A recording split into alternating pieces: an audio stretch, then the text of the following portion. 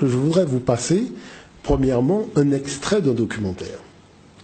Morgan Freeman décide de se poser la question, mais quel est le plus ancien texte où on a parlé de la résurrection après la mort et de la vie éternelle? Et voilà qu'avec des moyens colossaux, il part à travers le monde, et nous allons regarder le premier extrait, et vous allez voir où finalement tout le monde l'emmène.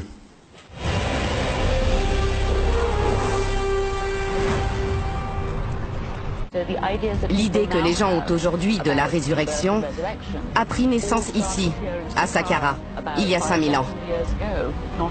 C'est donc là où est née l'idée de la vie après la mort? Oui, on pourrait dire ça comme ça. Nous empruntons maintenant la chaussée qui mène au temple d'Amosis. Oh mon Dieu, c'est incroyable! C'est fabuleux, n'est-ce pas? Que racontent tous ces hiéroglyphes? Ce sont des formules magiques ou des incantations religieuses qu'Amosis a fait graver dans la pierre. Quand l'heure était venue de passer de ce monde-ci à l'autre, il devait réciter toutes ces formules et elle lui fournissait des instructions.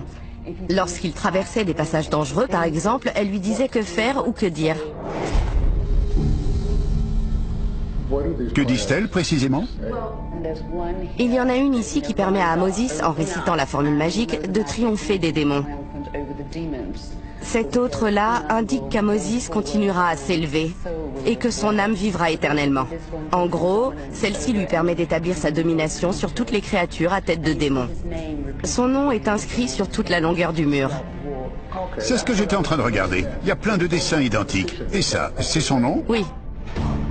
C'est fabuleux, c'est-à-dire que vous avez Morgan Freeman qui dit « mais j'aimerais bien savoir quel est le plus ancien texte religieux », c'est-à-dire là où, pour la première fois, on a abordé la problématique de la vie après la mort, c'est-à-dire quelqu'un qui ressuscite d'entre les morts le 3e jour. Et vous avez vu où on l'a emmené? On l'a emmené en Afrique. Maintenant, ce qu'il y a de particulier, et l'erreur, vous voyez, ici, c'est que le spectateur qui regarde ce documentaire ne sait pas lire les hiéroglyphes. Effectivement. Regardons le deuxième document, mais par contre, je vais le commenter. Alors, premièrement, nous ne sommes pas dans le tombeau de Amosis. C'est faux. Parce que partout, sur le mur, c'est marqué que nous sommes dans le tombeau de Ounas, qui est le dernier roi de la 5e dynastie. Donc, est-ce que vous avez vu l'importance de savoir lire les hiéroglyphes? Tout à fait. Vous voyez? Parce que regardez le nom de Amosis dans un cartouche et regardez le nom d'Ounas inscrit sur les murs. Donc, vous voyez bien qu'on n'était pas dans le tombeau d'Amosis. Sauf que dans la version anglaise, c'est bien Ounas. C'est la version française qui fait semblant d'avoir dit Amosis, alors que la version anglaise a bien spécifié Ounas. D'accord. Maintenant, regardez, il est vivant, Jésus-Christ, il n'est pas mort. Qu'est-ce que vous lisez sur les tombeaux? Donc, c'est-à-dire sur les textes, vous lisez, il est vivant, il est vivant, il est vivant, c'est Ounas, il n'est pas mort. C'est-à-dire la seule chose qui a changé, c'est qu'au lieu de mettre Jésus, on a mis Ounas. Ouais. Mais le texte est le même. Et regardez, une vie après la mort d'Osiris à Jésus, et qui a fait ça? Le monde de la Bible. Ok. Donc, qu'est-ce qu'on peut dire par rapport à ça? Il y a dans ce tombeau une somme d'informations qui dépasse l'entendement. Mais la dame qui est égyptologue, elle n'est pas africaine de souche, puisqu'elle fait partie de ceux qui ont envahi l'Afrique au 7e siècle. Donc elle ne peut pas, comme ça, sur une chaîne de télévision internationale, faire preuve ni de sincérité, ni d'objectivité. Elle a juste dit le minimum. Voilà le premier texte qui a parlé de la vie éternelle, qui est l'original de tous les autres textes qui vont en parler, même ceux de la Bible. Vous voyez l'affaire? Maintenant, la chose, c'est quoi? C'est la première fois qu'on a la mention d'un Dieu unique. Vous avez vu qu'elle n'en a pas parlé. C'est la première fois qu'on a la mention du Fils de Dieu qui juge les vivants et les morts et qui leur accorde la vie éternelle. Elle n'en a pas parlé. C'est la première fois qu'on a le rituel du pain et du vin, c'est-à-dire le dernier repas. Elle n'en a pas parlé. Vous voyez ce dire par là? C'est la première fois qu'on a les prières, notre Père qui est Dieu. Elle parle de formule magique, mais lis la formule. Parce qu'effectivement, je vous salue Marie, ça peut être aussi une formule magique. Mais donc quand c'est écrit sur un mur africain, c'est une formule magique, mais quand c'est un livre, hein, ça devient une prière. Vous voyez comment on joue sur les mots? Donc qu'est-ce que je veux montrer simplement? Je veux montrer aux gens que le problème de fond, c'est que nous sommes en relation avec des civilisations qui défendent leurs intérêts. Et celui qui ne s'est pas armé de connaissances se fait manipuler. Ce n'est pas une question d'être dans le vrai ou d'être dans le faux. La problématique de fond, c'est qu'aujourd'hui, il y a un grand jeu de dupes qui se joue sur la scène internationale. Et si vous n'êtes pas armé de connaissances, eh bien, on peut vous faire prendre des vessies pour des lanternes. La problématique de fond, c'est que ce mur, moi je le lis.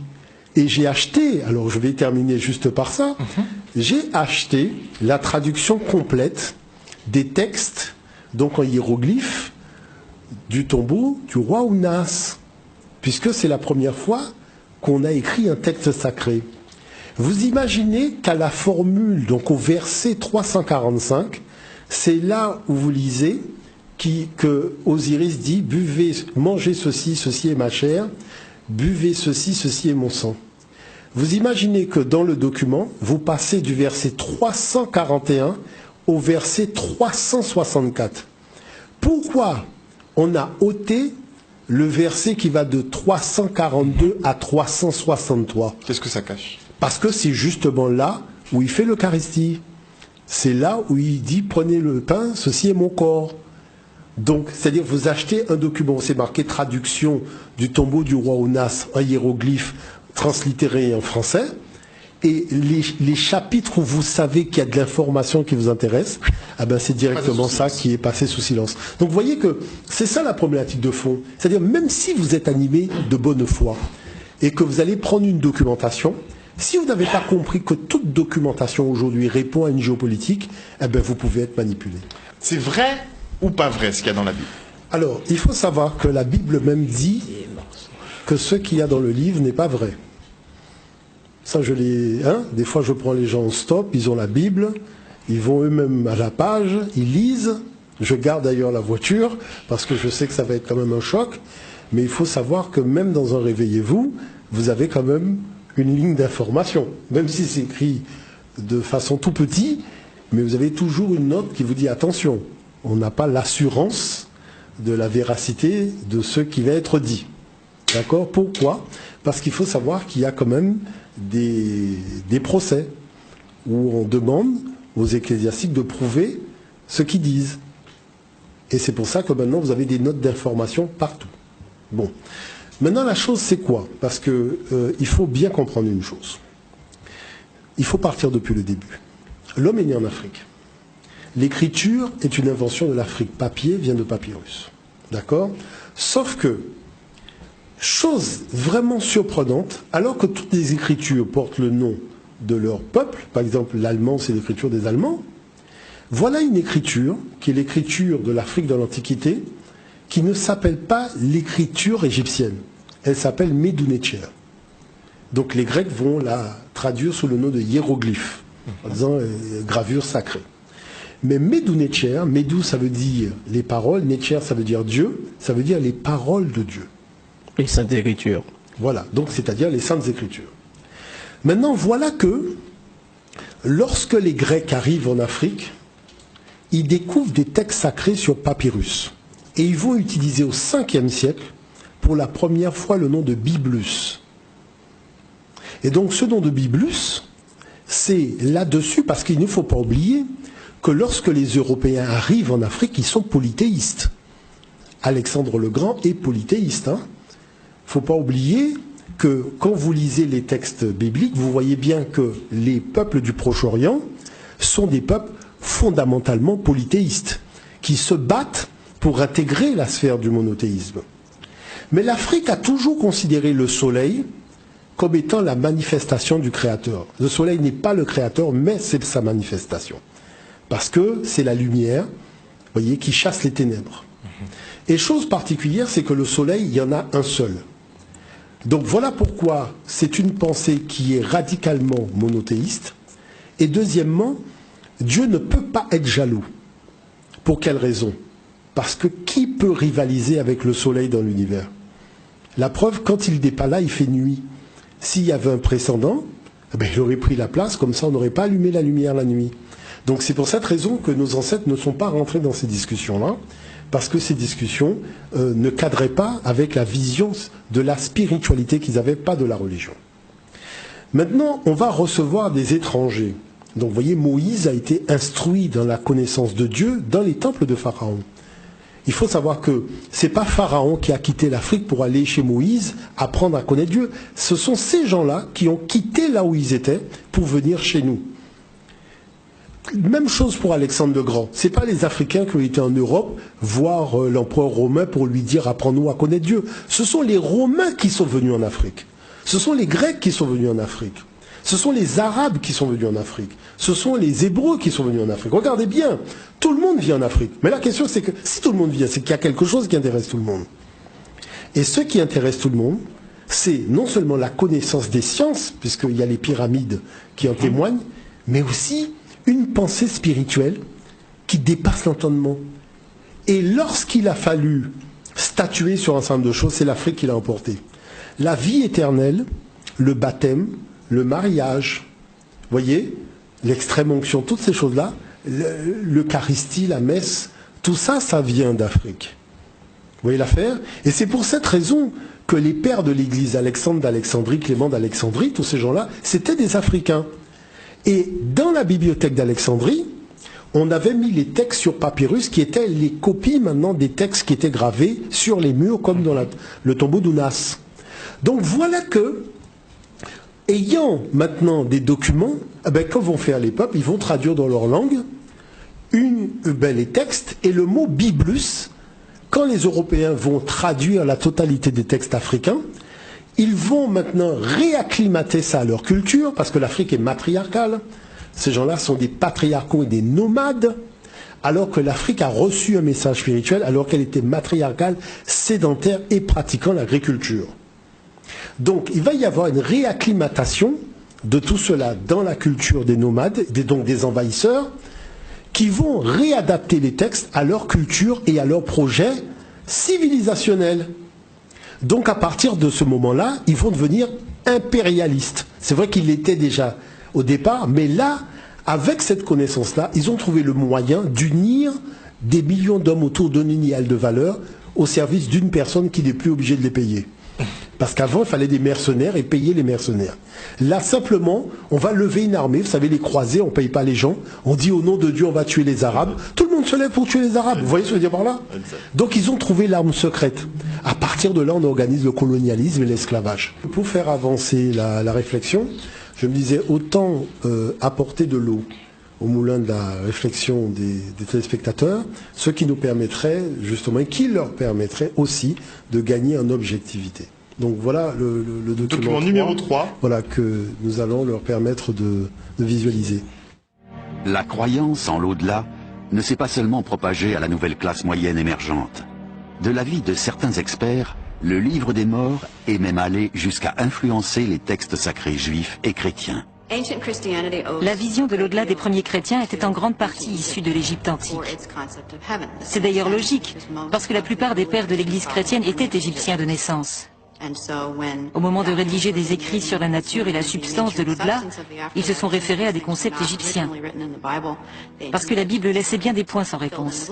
L'idée de la résurrection plaisait beaucoup aux Égyptiens, qui ont toujours été très préoccupés par la vie du corps, par la vie éternelle du corps. Leurs pyramides et d'autres édifices montrent que la religion égyptienne était un culte de la vie après la mort.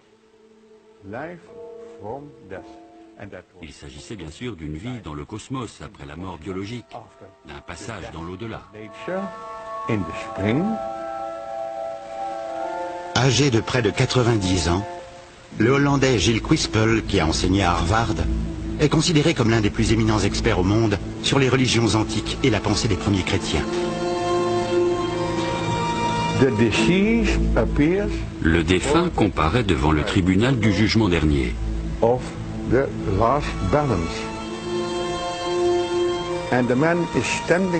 L'homme se trouve devant la porte qui donne accès à la salle de l'absolue vérité. Et c'est là que se trouve aussi Osiris. Osiris est un dieu qui apparaît sur la terre sous une forme humaine. Il apporte à l'homme de précieux enseignements et lui apprend le culte des dieux. C'est un dieu civilisateur, si on veut. Ensuite, il est mis à mort par les forces du mal. Il ressuscite, il monte au ciel où il sera le juge des âmes à la fin des temps. Les tombeaux égyptiens fourmillent de représentations qui retracent ces événements.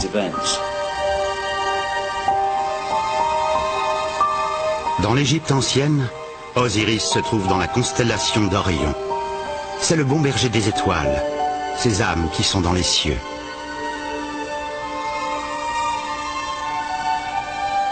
C'est loin d'être la seule image mythique qui ait annoncé les concepts beaucoup plus tardifs du christianisme. Les auteurs Tim Freke et Peter Gandhi ont fait une étude extensive de la pensée dans l'Antiquité. C'est une image choquante. Pourquoi l'avez-vous mise sur la couverture de votre livre? Parce qu'il s'agit d'une preuve qui nous tient beaucoup à cœur. C'est un talisman, une amulette. C'est petit, de la taille de mon pouce. On dirait Jésus sur la croix, et pourtant l'inscription en grec nous explique qu'il s'agit de Dionysos, à la fois homme et Dieu, qui est mort et ressuscité. Et le fait d'apprendre que ce demi-dieu païen a connu exactement la même mort que Jésus est, selon nous, la preuve que nous avons puisé l'histoire de Jésus dans la mythologie païenne. Dionysos, c'était le Bacchus des Romains. N'était-il pas le dieu du vin et des libations? Bien sûr que si, mais c'était aussi le dieu de l'initiation.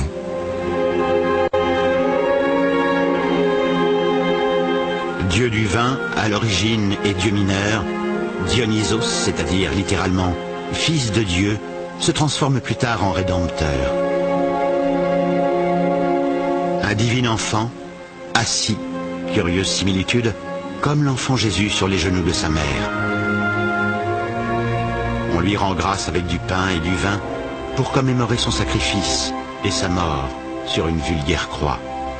Il ressuscite et monte au ciel. C'est la version grecque d'Osiris. Il meurt à Pâques et ressuscite au bout de 3 jours. Il monte aux cieux.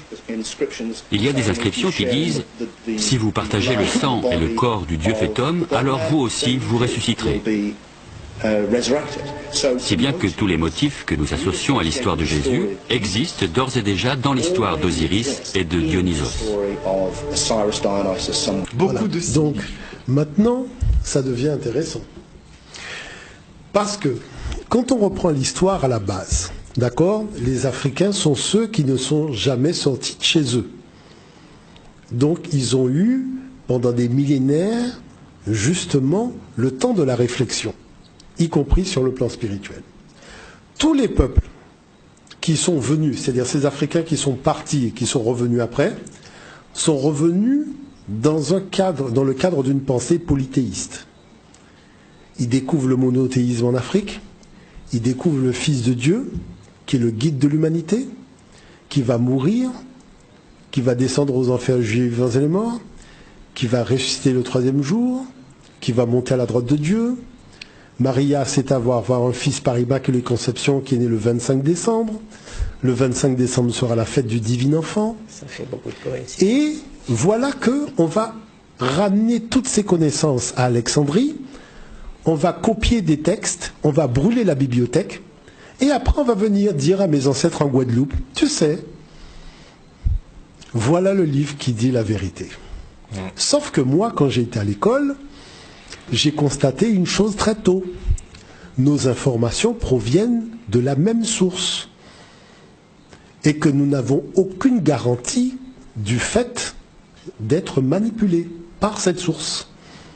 Et c'est pour ça que j'ai toujours dit, le jour où je quitterai la Guadeloupe, j'irai confronter toutes les informations que j'ai eues ici à d'autres sources, pour voir est-ce que les autres sources confirment ce qui m'a été dit.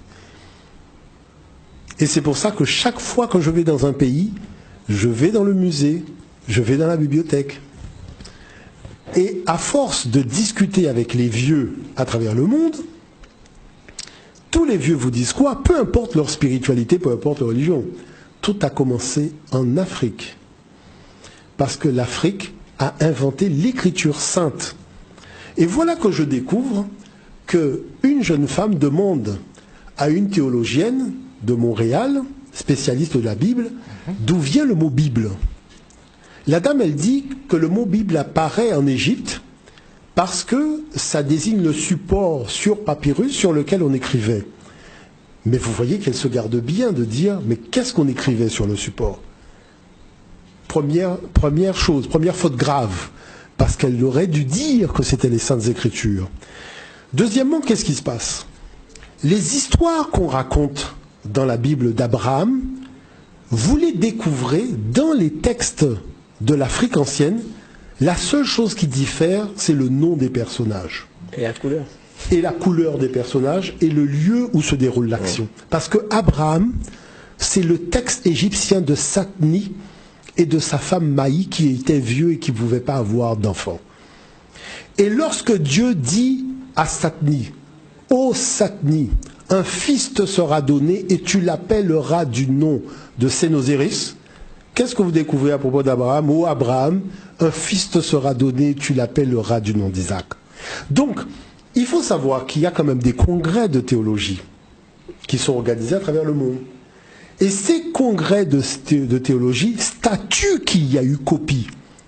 Et c'est pour ça que dans la Bible, je vous dis que dans la Bible, quand vous lisez les notes d'information, on vous dit que ces textes sont des copies de textes plus anciens.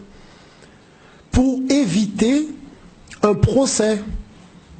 Donc vous ne pouvez pas les attaquer en justice en disant que c'est des faux textes, puisqu'ils ont déjà mis dans le livre qu'ils avouent eux-mêmes que ce sont des faux textes. Et pourquoi ça a été mis? Parce qu'il y a eu des procès, parce qu'il y a eu des débats où ils ont perdu. Mais ça, ce n'est pas porté à la connaissance des non-spécialistes. Parce que l'enjeu de l'affaire, c'est quoi? C'est la nature outrancière de l'impérialisme qui veut que l'homme soit né en Afrique, que Dieu ait créé l'homme africain, qu'il ne lui ait pas parlé, qu'il ne lui ait pas donné de texte sacré, qu'il ne lui a pas parlé de son fils, qu'il ne lui a pas parlé de la résurrection, c'est-à-dire un niveau, si vous voulez, d'ignominie et de prétention qui dépasse même le niveau d'immoralité dans l'histoire de l'humanité. Vous voyez l'affaire? Et en tant que colonisateur apporteur de la mort et du génocide des populations du Sud, il serait, lui, le porteur de la connaissance de Dieu qu'il apporte sur un bateau négrier dans lequel il y a 450 de mes ancêtres enchaînés à fond de cale. Et il faut quand même admettre qu'un colonisateur, quand il est venu pour coloniser, il n'y a plus rien qui l'arrête. Vous voyez? C'est-à-dire l'escroquerie intellectuelle n'a plus de limite. Pas de pitié ni pour voilà ce que je dis. Donc, pour l'enfant. Maintenant, si vous me demandez, est-ce que la Bible dit la vérité? Puisqu'une auditrice, effectivement, nous demande... Je vous dirais que la Bible est au service de l'impérialisme occidental et que la seule vérité que dit la Bible, c'est la vérité de l'impérialisme occidental. Voilà. C'est-à-dire l'organisation de l'injustice comme un phénomène de justice. Mais est-ce que ce n'est pas un peu... on va pas dire méprisé, mais il y a une internaute qui nous demande si la Bible a été écrite par l'homme et inspirée par Dieu. Non. Alors je vais vous dire les choses très clairement, parce qu'il faut repartir depuis la base. Nos ancêtres n'avaient pas l'intention d'écrire un texte sacré au départ. Je parle de cela il y a plusieurs dizaines de milliers d'années. Ils se sont retrouvés sur la terre, mais dans un système extrêmement organisé. C'est-à-dire la journée à un temps précis, la nuit à un temps précis, les saisons des temps précis. Quand c'est la saison de tel fruit, c'est un temps précis. Vraiment, ils ont vu qu'il y a quelque chose qui est mais vraiment super bien organisé.